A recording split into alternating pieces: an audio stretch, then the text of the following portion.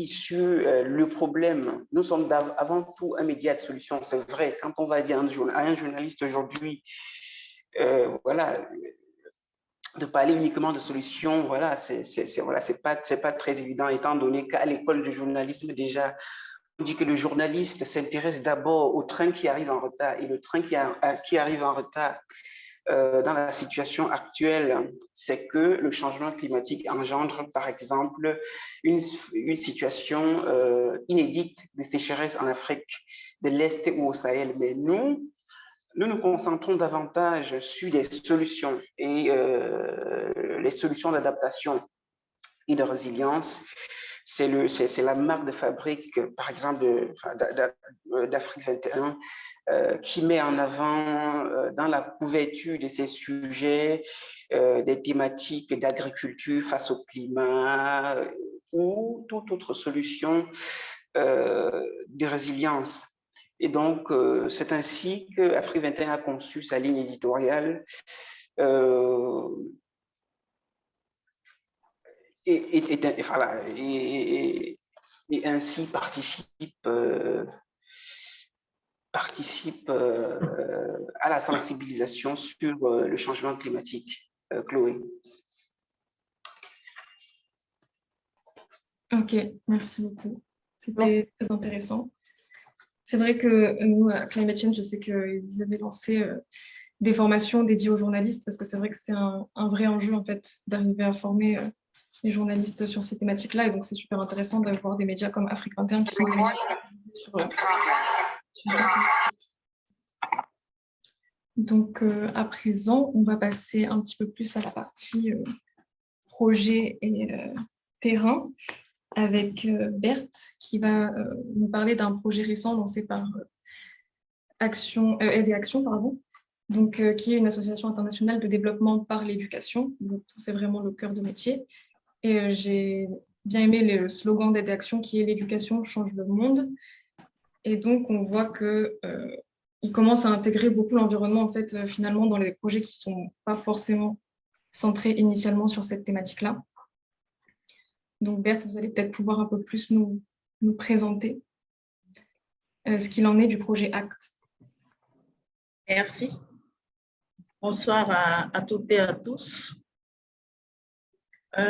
Comme l'a si bien rappelé Chloé, nous allons partager avec vous un projet actuellement en cours, je dirais un projet très récent,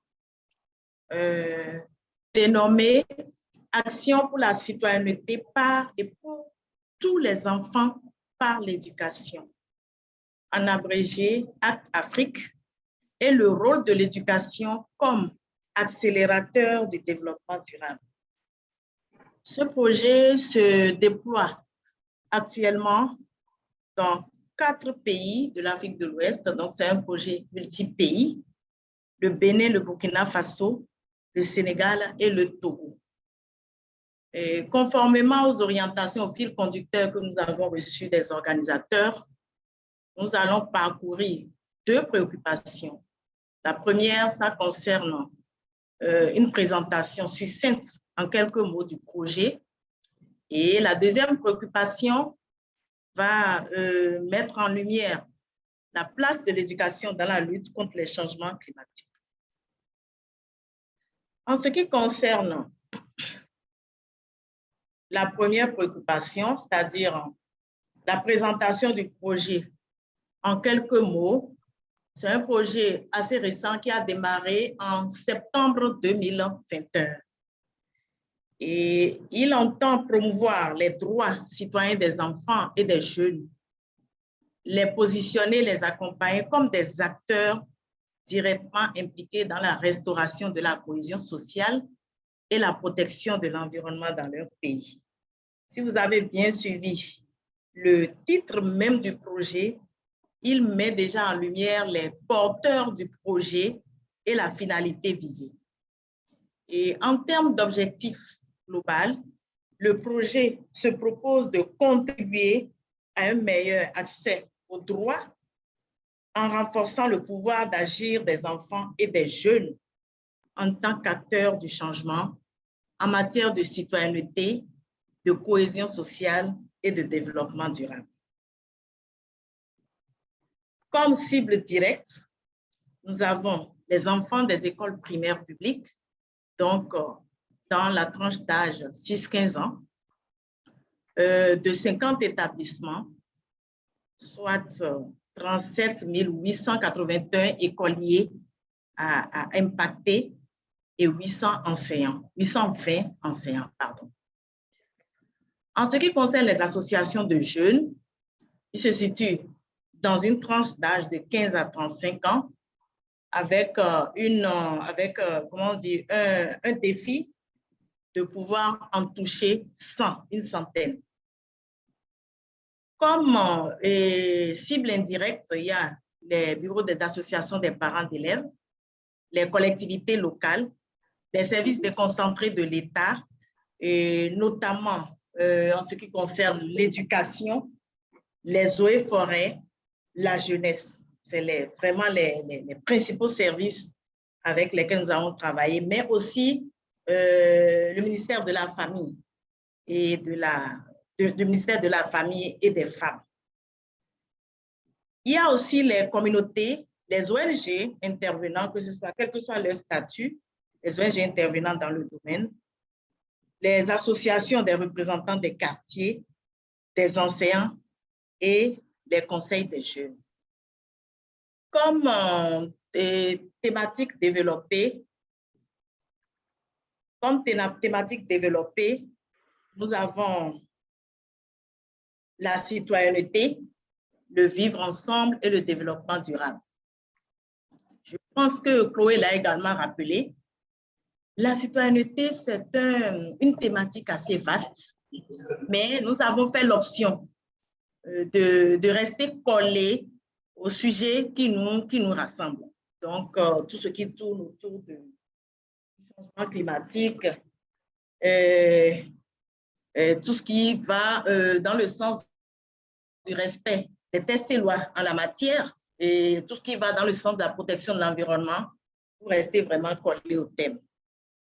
Et là, à ma gauche, vous avez une image des gouvernements d'enfants que nous appelons gouvernements scolaires et qui sont institués dans tous les pays d'intervention, mais pas institués, pas nommés, mais inscrits dans un processus normal d'élection collé au texte des lois de la République et donc selon les pays, mais de façon harmonieuse à l'intérieur de tous ces gouvernements scolaires, mis en œuvre et portés par les enfants. Nous avons un ministre de l'Environnement.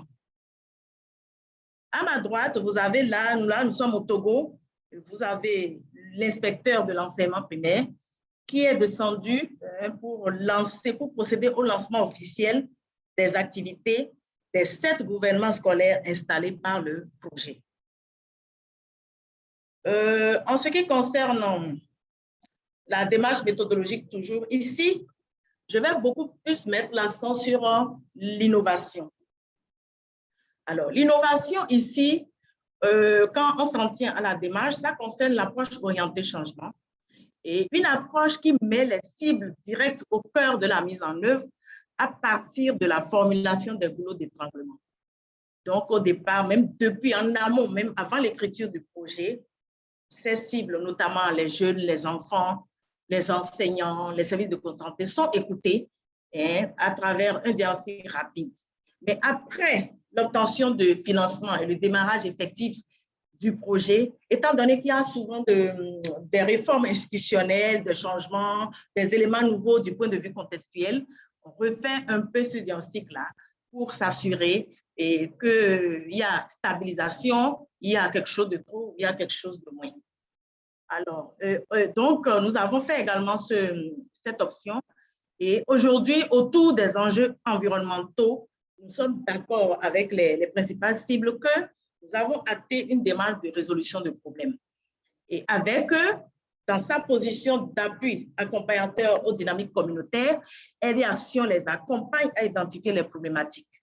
Et ça se fait par cible, parce que les problématiques ne se vivent pas, les difficultés ne se vivent pas de la même manière quand on est avec les femmes, quand on est avec les enfants ou quand on est avec la jeunesse.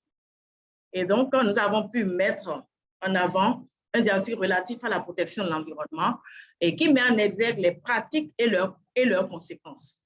Les jeunes nous ont par exemple dit qu'ils sont en situation d'insécurité. On leur a dit, mais pourquoi?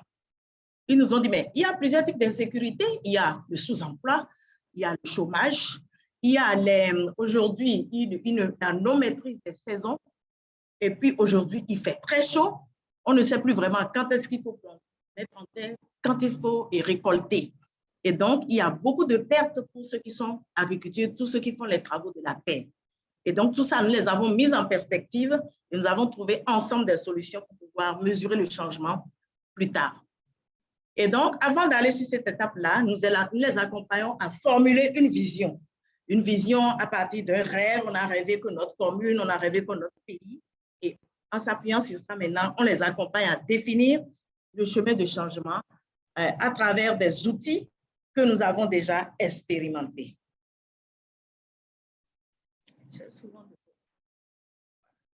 Merci Berthe. Je pense qu'on peut peut-être essayer de conclure. Pardon? Je pense qu'on peut essayer de conclure. Il ne nous reste pas beaucoup de temps.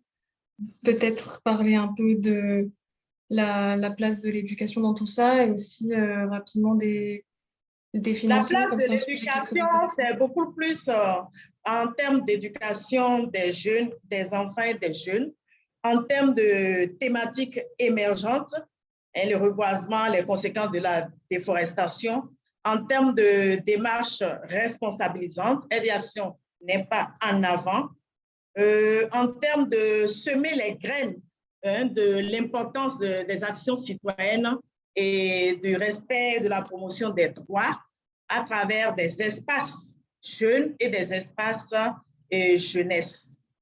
Et voilà, en termes d'activité, comme j'ai déjà partagé le diapo, on pourra s'en inspirer. Mais ici, ce qu'il faut retenir de façon globale, c'est l'écosystème communal pour la jeunesse et l'éducation. Et là, vous avez de façon schématique le rôle de chacun. La commune assure la coordination générale et s'assure que les acquis du projet seront pris en compte et tenir compte de ça dans le budget de la commune. Les services déconcentrés sont en appui accompagnement aux jeunes pour que les questions environnementales soient vraiment mises en avant. Le conseil des jeunes, c'est pour le suivi de la mise en œuvre des formations que mes ont énumérées. L'association de la société civile, toujours en appui accompagnement et aide et action comme accompagnateur de dynamique communautaire de l'ensemble des associations référentes avec les partenaires issus de tous les territoires. Nous avons 2 challenges.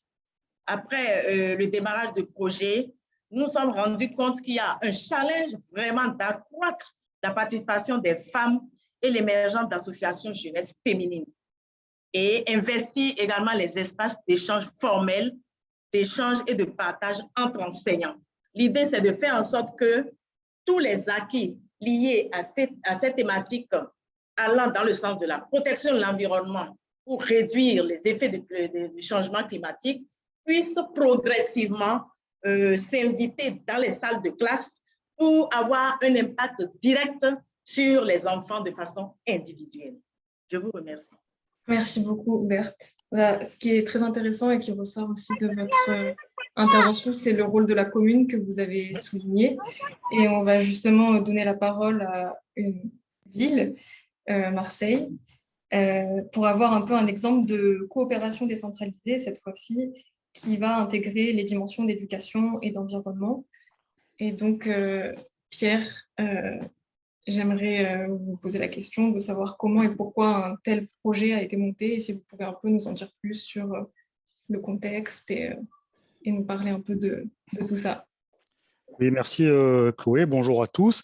Bon, écoutez, je prends quelques minutes, mais pour ne pas être trop long, pour vous présenter donc un petit projet je dis projet parce que le nombre de jeunes concernés n'est pas non plus énorme, et je vais vous en dire 2 mots par la suite. Un projet de mobilité internationale qui a été initié par la ville de Marseille en 2016 et qui vise à promouvoir la circulation d'étudiants, enfin de jeunes, pas forcément des étudiants d'ailleurs, de jeunes Marseillais dans les pays et les villes avec lesquelles nous entretenons des relations, notamment le bassin méditerranéen et l'Afrique, bien sûr, de manière globale. Mais pas que, hein, il y a des échanges qui se font avec d'autres régions du monde, comme en Asie, en Europe, évidemment. Donc, c'est un dispositif qui a été initié en 2016, je vous le disais, qui a permis à 150 jeunes d'effectuer les mobilités de 6 mois à 1 an dans les villes. Alors, soit directement affectés dans les services municipaux. Ça nous permet quoi, notamment? Ça nous permet de dynamiser les échanges que nous avons avec nos collègues dans les villes étrangères autour de projets qui peuvent être culturels, sociaux, éducatifs ou autres, bien sûr. Et puis, bien sûr, alors le rapport, il est à peu près de l'ordre de 100 jeunes Français, Marseillais, hein, qui ont été envoyés à l'étranger pour une cinquantaine de jeunes étrangers qui ont été accueillis dans notre ville. Alors, ce n'est pas une obligation pour une ville de mettre en place ce genre de dispositif. Vous savez que les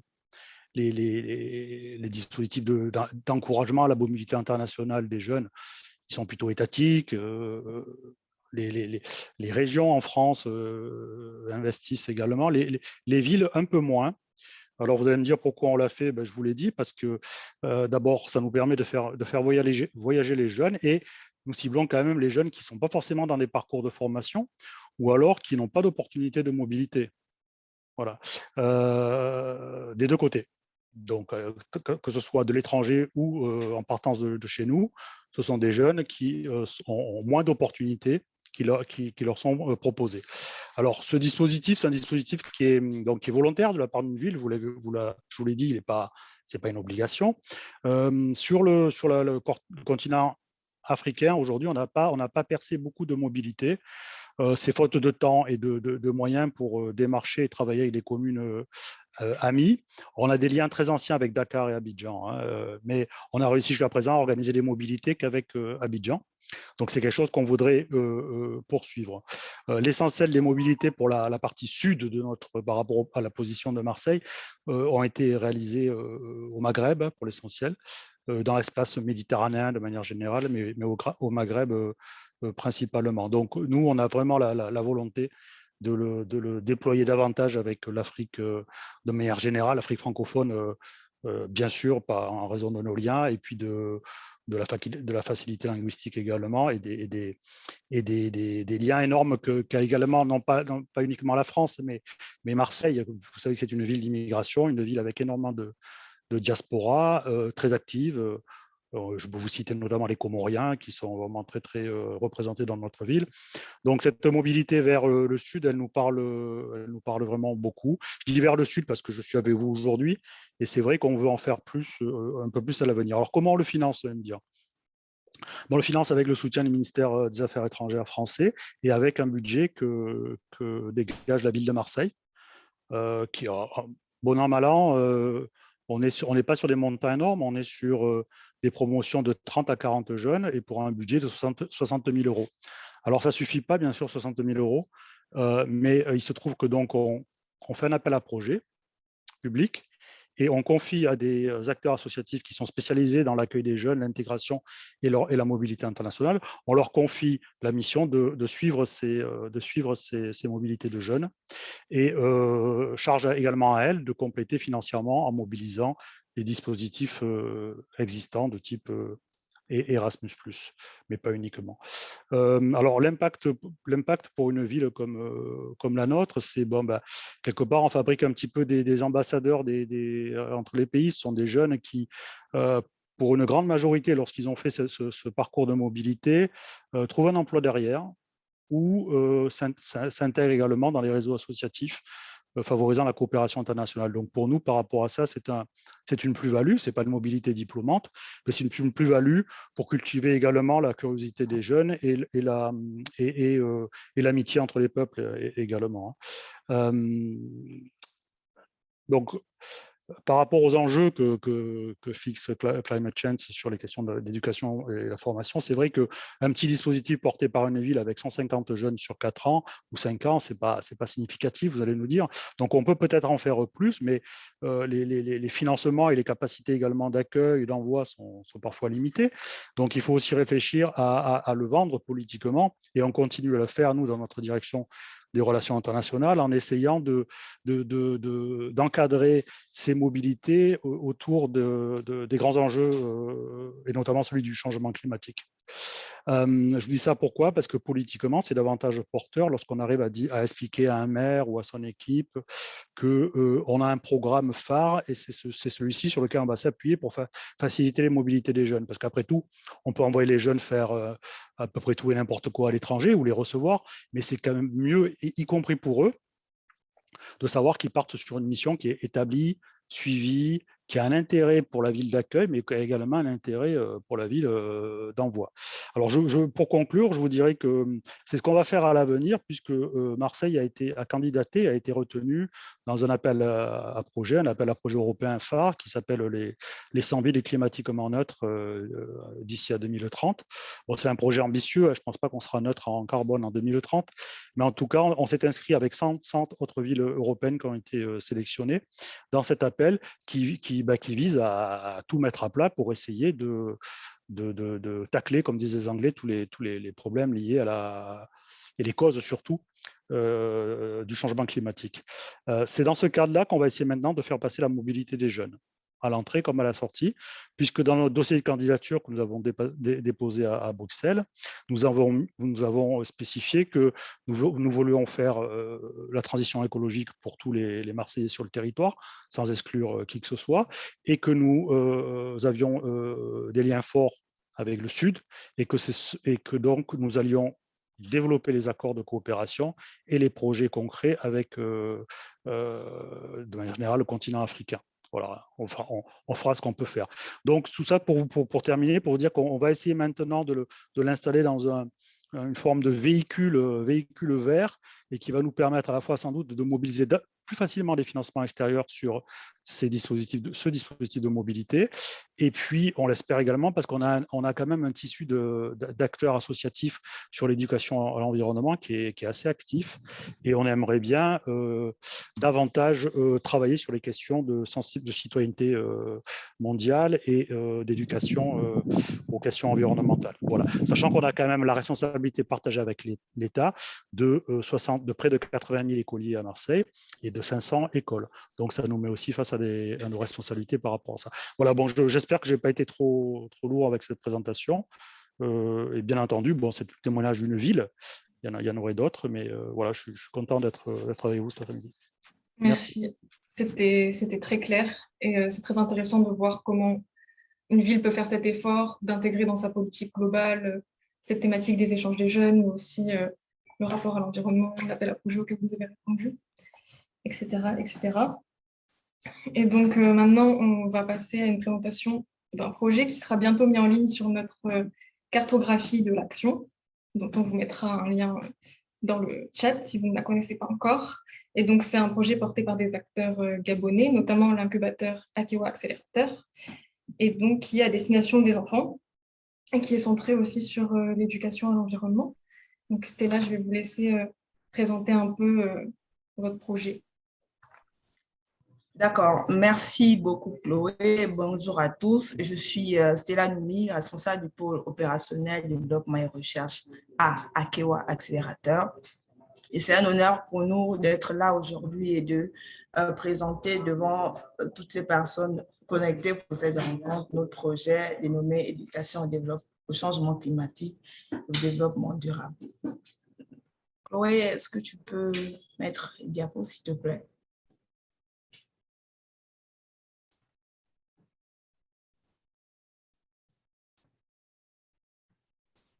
Alors, il m'a été... Vous arrivez à partager votre écran ou vous voulez que je le fasse? Je vous ai envoyé le document.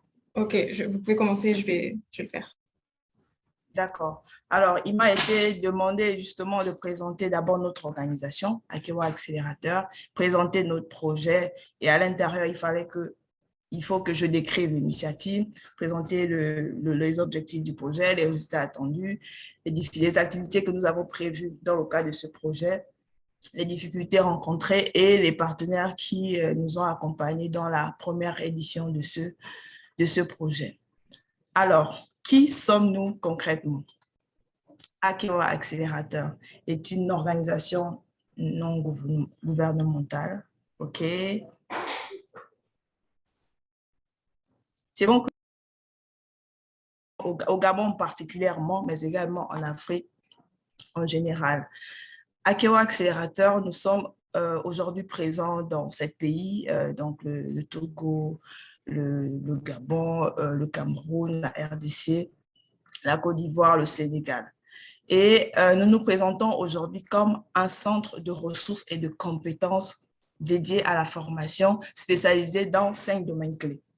Vous allez par exemple nous dire que voilà, un incubateur, c'est une structure qui accompagne les porteurs de projets, peut-être pas déjà avoir seulement un secteur ou un pan du moins sur lequel se spécialiser, mais nous, on est dans 5 domaines clés parce qu'une étude a été faite ici au Gabon et cette étude a révélé que dans les 10, 15, 30 prochaines années, les secteurs pourvoyeurs d'emploi seront effectivement les industries culturelles, le numérique, le green business, l'agro-business, les énergies et les énergies renouvelables. Et nous sommes spécialisés justement dans ces 5 domaines clés. Merci Chloé.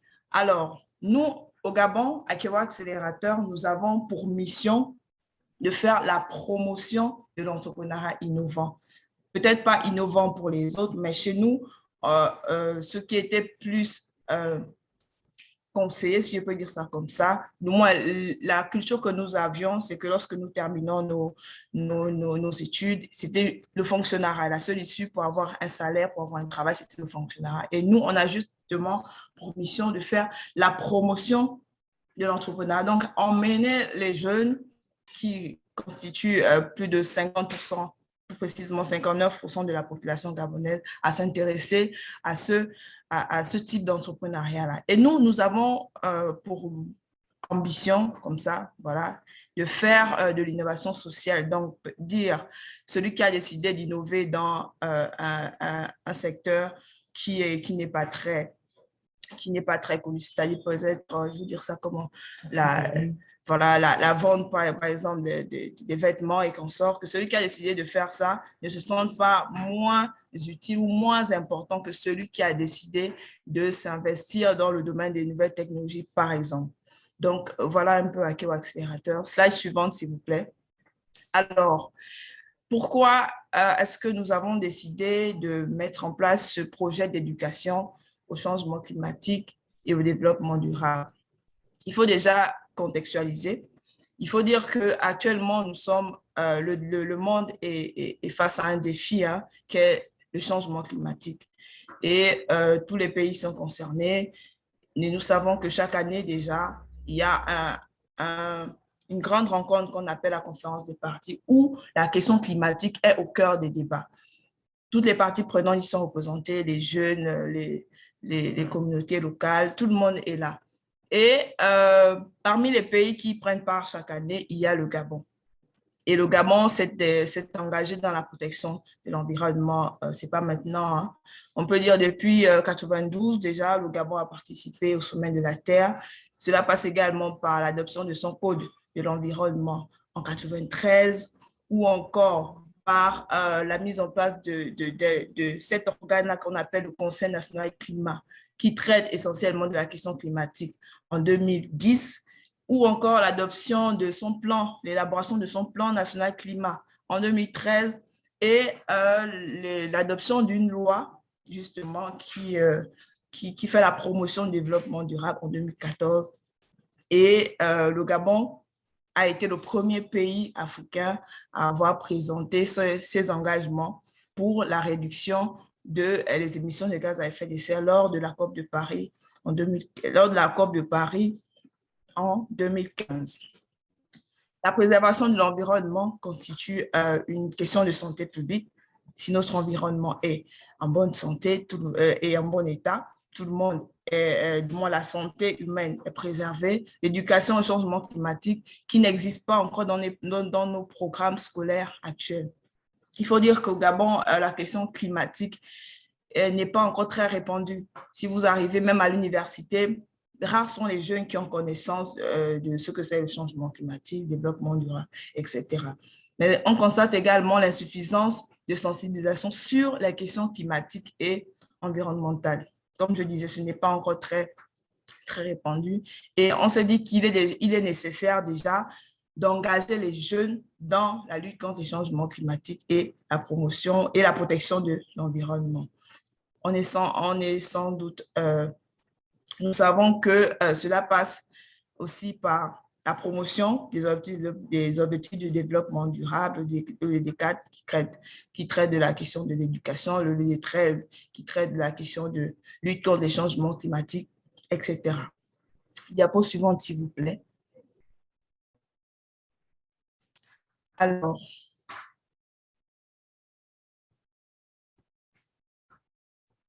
on va devoir bientôt passer la parole à Elina, mais vous pouvez peut-être parler un peu des activités du projet et des financements. C'était là, je suis désolée. Ok, je pense qu'on avait 9 minutes. Oui.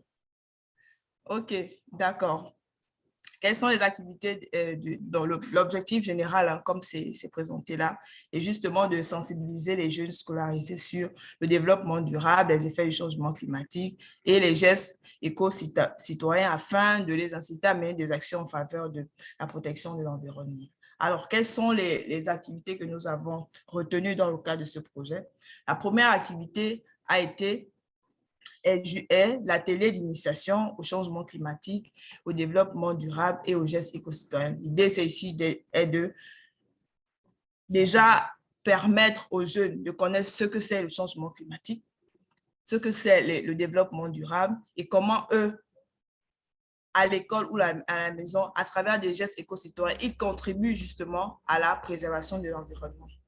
La deuxième activité était justement de emmener les jeunes je vais dire ça comment?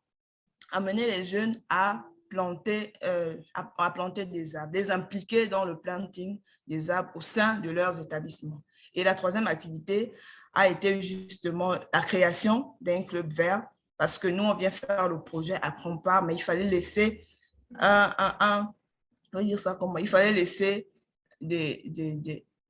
comment vais-je appeler ça? Il fallait laisser une petite organisation au sein de l'établissement qui puisse justement continuer ce que nous avons fait déjà dans le cas des précédentes activités. Donc, c'était juste une continuité des activités en lien avec le développement durable, les changements climatiques que nous avons déjà pu implémenter lors de notre passage. La quatrième activité était justement d'emmener également les jeunes à être impliqués dans la fabrication des objets ou bien des poubelles, voilà, grâce aux matériaux recyclés. Donc, on les a emmenés à fabriquer des poubelles à base de fûts abandonnés, usagés, justement. Et la dernière activité a été l'organisation d'un concours des objets recyclés. On a emmené les jeunes à travers leur créativité et à travers les objets usagés, peu importe la nature, de faire quelque chose, de créer des objets qui, autour d'un cadre qu'on appelle le concours, ils ont été justement décernés grâce à un prix. Voilà pour ce qui est des activités. Maintenant, on va peut-être aller aux impacts. Si tu me permets, Chloé, rapidement. Alors, la première activité, on a été, ça, ce sont je pense qu'on vous êtes revenus. La première activité, on a eu près de 60 élèves qui ont été initiés au changement climatique, aux gestes éco-citoyens, au développement durable. Et nous avons impliqué plus de 5 membres de l'administration de l'établissement dans cette activité-là. La deuxième activité, nous avons planté 30 arbres. 30 arbres ont été plantés au sein de l'établissement. Et la troisième activité, nous avons mis en place le bureau du club avec 6 membres Et c'est près de 15 membres qui ont intégré ce club dédié à la continuité de nos activités au sein de l'établissement. Et la 4e activité, nous avons, avec les élèves, fabriqué 10 poubelles confectionnées avec l'implication des élèves. Et la dernière activité, nous avons près de 30 objets recyclés qui ont été fabriqués par les élèves afin de participer au concours. Donc, voilà un peu présenter rapidement quelles sont les écoles ont été les partenaires. Nous avons eu pour partenaires lors de la première édition de notre programme, de notre projet, l'AFD, qui nous a accompagnés et qui a été le principal bailleur. Nous avons également eu le ministère de l'Éducation, qui a assuré le rôle de maître d'ouvrage. Nous avons eu le lycée public de Bikele, où le projet a été implanté. Et nous avons également eu l'appui de l'Alliance panafricaine pour la justice climatique, section Gabon, qui, déjà très engagée dans les questions de développement durable, changement climatique, etc., nous a appuyés pour la mise en œuvre de toutes les activités liées au projet. Donc, voilà de façon synthétique ou synthétisée notre projet. Merci, Chloé. Merci beaucoup, Stella. C'est vrai que l'éducation au développement durable, c'est un enjeu important dès l'école, mais finalement, ça peut se faire à tout âge, ce type de formation. Et c'est ce qu'on va maintenant voir avec Elina, parce que c'est ce qu'a choisi de faire l'Académie africaine de pratique du droit international avec le projet Lex Climatica, que tu vas pouvoir un peu nous présenter plus en détail, mais rapidement. Merci Chloé. Vous m'entendez bien? Oui, très bien. Donc, assez rapidement pour qu'on reste dans les timings. Donc, bonjour à tous. Déjà, moi, c'est Elina Lulbul. Je suis consultante en développement durable et donc j'ai un engagement bénévole qui est donc la Lex Climatica. Et donc, comme Chloé l'a présenté, la Lex Climatica est née de l'APDI, qui est l'Académie du droit international pour l'Afrique. Quel est le but de la Lex Climatica? Globalement, c'est créer un campus de formation et d'échange de connaissances sur tout ce qui est justice sociale et environnementale. Donc, Lex Climatica, donc Lex pour la justice, Climatica pour la justice climatique.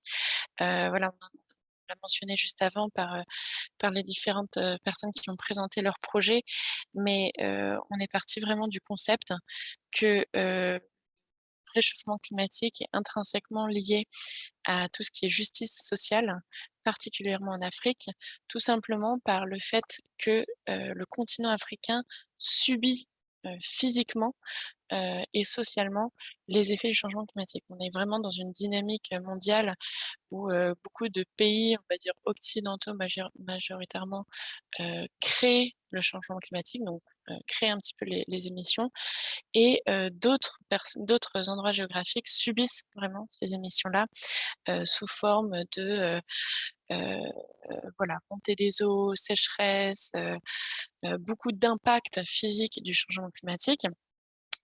Pénurie agricole, etc. Et donc ces impacts physiques vont créer des inégalités sociales.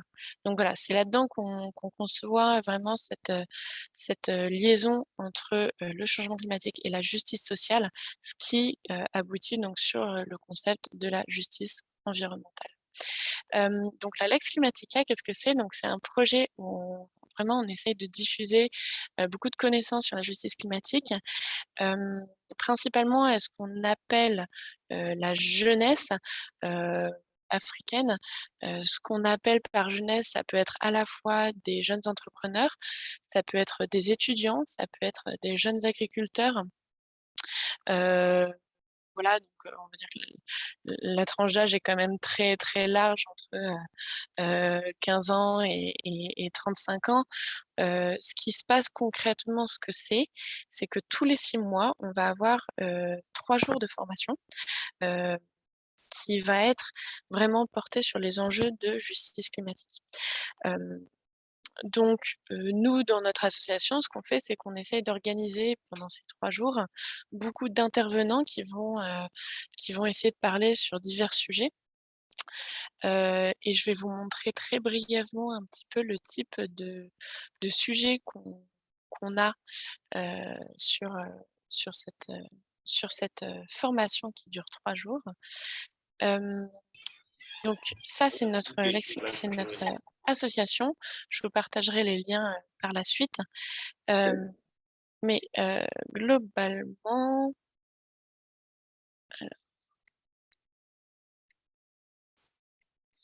ici, vous pouvez voir, par exemple, on va avoir des sujets.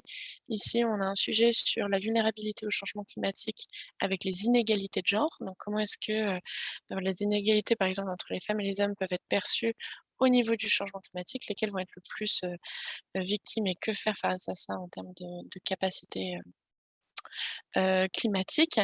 Par exemple, on va avoir une table ronde avec plusieurs intervenants dedans sur un droit à l'alimentation saine comme moyen d'adaptation au changement climatique. On va avoir les mutations sociales et multiples enjeux face à l'urgence climatique.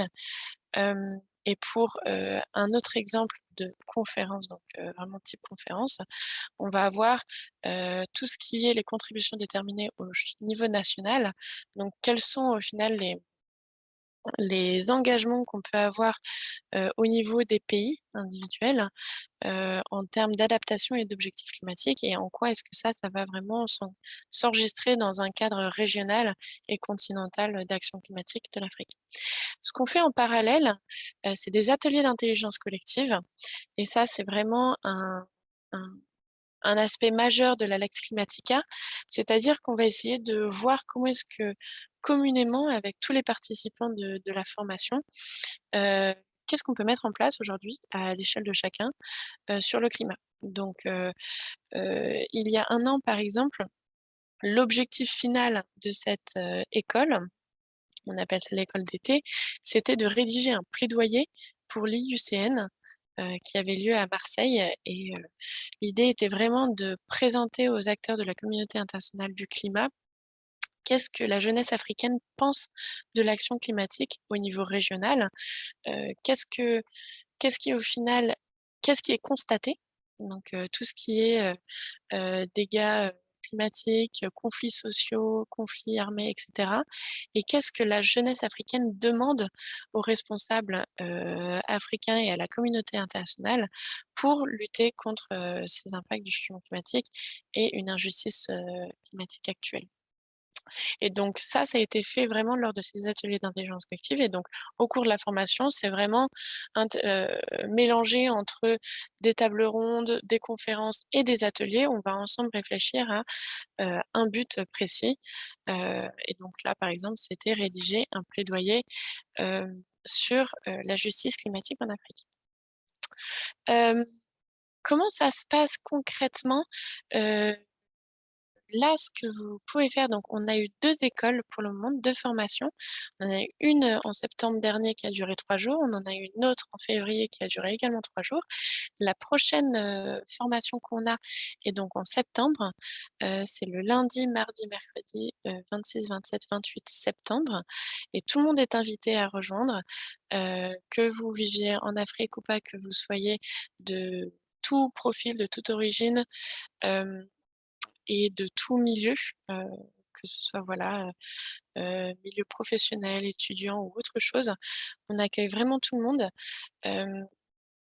C'est donc une formation qui dure environ de 10h à 17h pour être assez flexible sur les fuseaux horaires en fonction des différents pays d'Afrique. Qui est donc virtuelle, donc sur Zoom. On vous envoie le lien Zoom en amont. Et donc voilà, je vous invite à nous envoyer un mail. Je vais vous envoyer le mail sur le chat du Zoom. Et également le site internet qu'on est en train de fabriquer, que vous pouvez parcourir.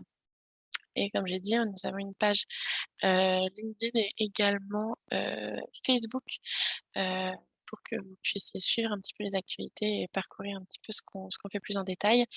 Et voilà, pour vous inscrire à la formation de septembre, vous pouvez nous écrire un mail et voilà, on envoie simplement une petite lettre de motivation pour être considéré comme un élève de cette école.